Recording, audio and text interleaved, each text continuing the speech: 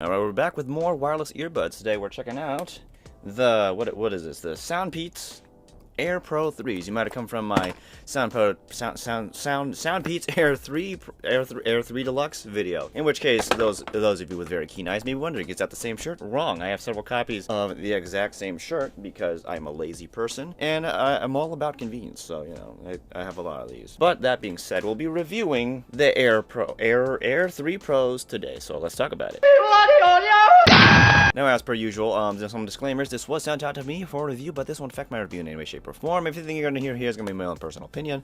Also, oh shoot, this is gonna be more of a gaming review versus an audiophile review. Yeah, I'll still touch on audiophile aspects and also normal people aspects because they are meant to be your everyday carry. But we're gonna be focusing on its gaming abilities, much like the Air 3 Deluxes. It has a gaming mode, and I want to see if it does also a pretty good job, and to see if it also beats out AirPod Pros. So let's talk about it. Much like its sibling, there is also a beautiful man on the box, and within the box is, of course, the earbuds themselves inside the charging case. You also get a charging cable and some paperwork. Much like its sibling, it's taken a lot of design language from the AirPods Pros, but even more so in this case, where they're very, very similar to the AirPods Pros in design, down to even the pairing button placement. But these things are actually smaller than AirPods Pros, and of course have taken the smarter choice of being charged with USB-C. The lid, of course, also has a magnetic closure, and of course the earbuds are also held in with magnets, so it won't fall out too easily. Design-wise, they're very similar to their siblings, the Air 3 Deluxes. However, they have taken notes from the AirPods Pros, namely the more angled stems as well as the silicone tips, which will of course definitely affect the sound. And of course, with tips is a nozzle. It uses a standard nozzle system rather than the really fancy one from Apple, but of course there is a grill on the inside, so you know, nothing too crazy here. For those curious, here's how they look like on my head, and they basically just look like black AirPod Pros. Comfort's quite similar, as it's very light in the ears and fits quite well, and it even has touch controls much like its sibling. And these controls, I'm glad to say, are quite responsive. Alright, for those of you who will be using the microphone, this is how it's going to sound, and it does sound better than the Air 3 Deluxes, as these are the Pros. It kind of makes sense that, you know,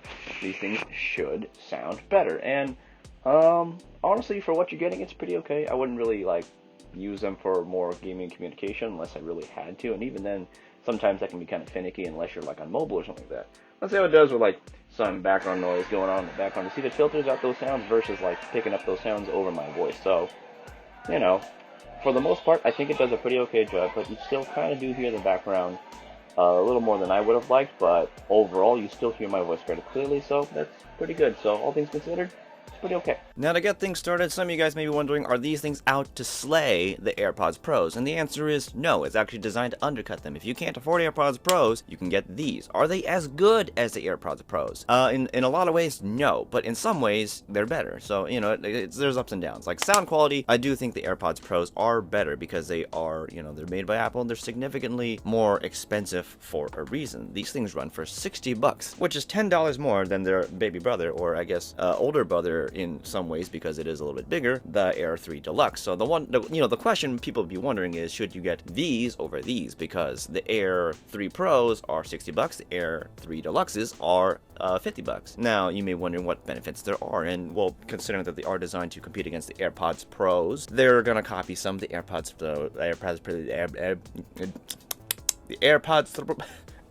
it's designed to compete with the AirPods Am I just not getting enough sleep? They're designed to compete with the AirPods Pro, so therefore it'll have some things that the AirPods Pros have, such as ANC and transparency mode and you know, specs like battery and whatnot. So let's get into that. Starting off, these things are IPX4 rated, much like its sibling. So you know, both of them have this.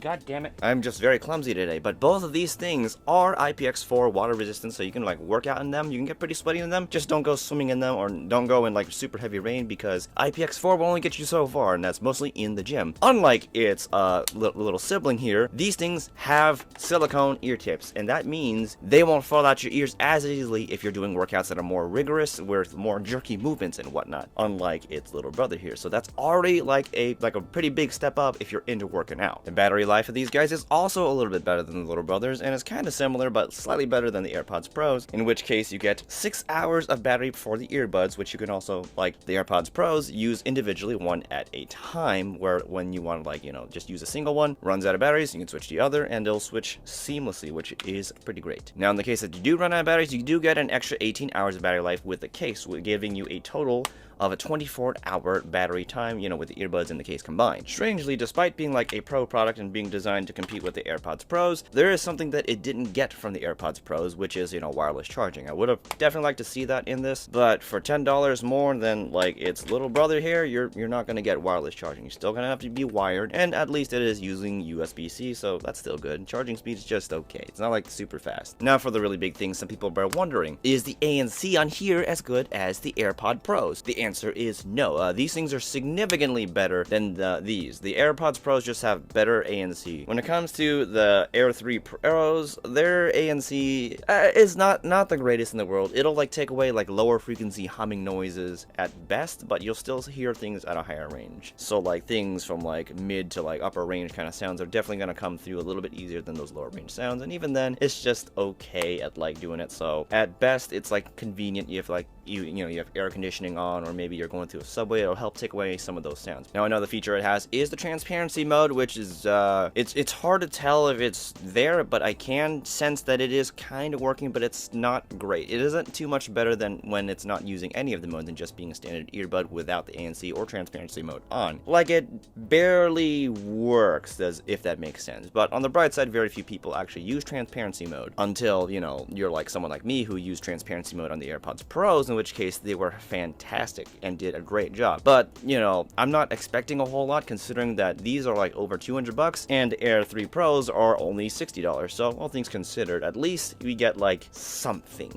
from like the ANC. At least transparency I could care a little bit less for. I know that they tried, but it's not the greatest in the world, especially considering the fact that it's barely usable. This thing does have quick pairing, so it'll connect quickly to the last device it was paired to, but like its sibling, unfortunately, if you want to connect it to a second device, you'd have to unpair it from the last device and then repair it to the new device, and you can't just switch pair really easily where it's like connected to one device and you just go to the next device and press pair like AirPods Pros can. And this is pretty common with like Bluetooth products in general, unless you're Apple for some reason. I think only Apple has been able to do this so far. So yeah, no easy like switches between device, but you essentially you gotta disconnect from one, then connect to the other. That whole situation, like its sibling. And just like its sibling, you can also update the firmware with the app, see its exact battery life, as well as adjust the EQ to like change the sound if you wanted to. Though unlike its sibling, the ANC button actually does turn on ANC because these earbuds do have ANC, and there is the transparency mode, which barely works, but you can still turn it on. But you can also toggle on gaming mode from here as well, just like its sibling, of course. Alright, now with the normal people stuff aside, let's talk more about its sound and how that performs in like games and whatnot, and if it's gonna do any better than these, which actually did really good in gaming. So there are ups and downs to these, and let's get into that. Sound-wise, due to the design of them, they are definitely going to be different from the predecessor, which didn't have the silicone tips. These things do have the silicone tips and try to replicate a sound similar to the AirPods Pros, but the quality doesn't quite hit it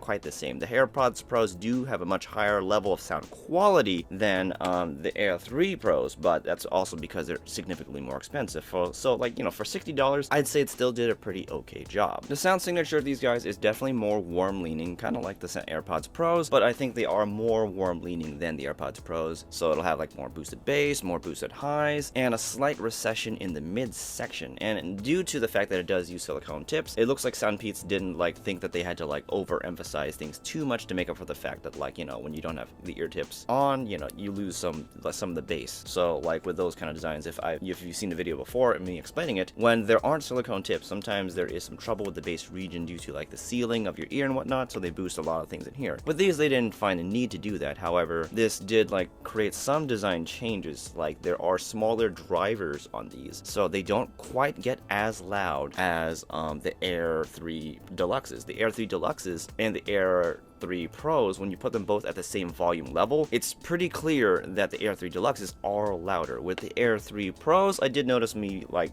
turning up the volume more to get like more of the same level of sound, if that I got from these. Now, due to the volume of these guys, you can expect it to take a hit on the battery life if you're like going up to like the higher volumes, all the way to like max and whatnot, in which case your 6 hours of battery life per ear will drop down to around like 5-ish, which still is honestly like better than the AirPods Pro, surprisingly, but these are much older, and I'm hoping like the new AirPods Pros will probably have better battery life, but that hasn't happened quite yet, so things considered, still not bad. So you still get like 5 hours if you're like going to really loud volumes. Alright, we just took like a really big tangent, so let's get back onto like sound and whatnot. So with the sound of these guys at the low range, the bass is more boomy than it is punchy, which is the opposite of like the Deluxe 3s, or the Air 3 Deluxes, in which case it was more punchy than boomy, and this has a lot to do with the fact that you got the silicone tip for a better seal, so the boominess of the bass is much more present. The punch is just kind of okay, it is there, but it's not as strong as the boom, though in some ways I do think it comes off not quite like the fastest bass I've ever heard, though that's if I go into that, we're going into more like audiophile territory. Just like if you understand like sound stuff, the bass isn't quite as fast on these, and this definitely has to do with the fact that the boominess is more powerful than the punchiness in the bass region. On the bright side, it's still fairly well controlled. It's like not the greatest in the world, like like I said, sound quality is like, it's still pretty good, but not as good as like the AirPods Pro. So